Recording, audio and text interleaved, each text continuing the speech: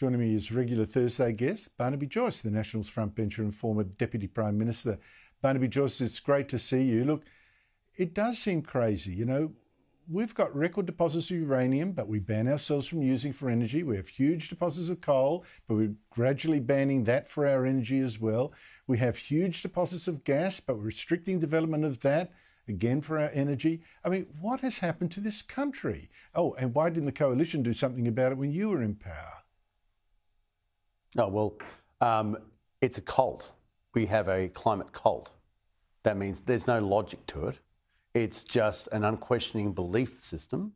And this belief system comes at the expense. I mean, obviously, we're going to have swindle factories, wind farms, swindle factories, and solar factories and transmission lines. And that's something I've never supported. I've always said that you just don't shut down energy supplies unless you've got another energy supply that's better and cheaper than the one you're shutting down. And we don't. We don't have one. And of course, uranium, this perverse position we're in uranium, where in some states, you've got to know in other states they actually ban you mining it as well, even though even Greta Thunberg wants to use it. Greta Thunberg's a mad righty as far as Chris Bowen is concerned, a crazy right-wing bigot is Greta Thunberg compared to Mr. Bowen. But you can't, in other states, you can dig it up, that's moral. You can semi-process it, that's A-OK. You can take it through the middle of town, no problems there. Put it on a boat, fine.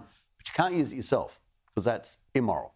But it's all right because it gains morality as it goes across salt water on its way to Japan or to South Korea or to India. And now we're even talking about taking the rubbish and burying it back in Australia, but we can't use it here.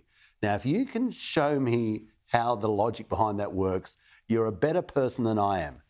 And what are we harvesting out of this? What are the ashes in our mouth out of this? Out of our being tied to this mad cult? Our aluminium industry is shutting down.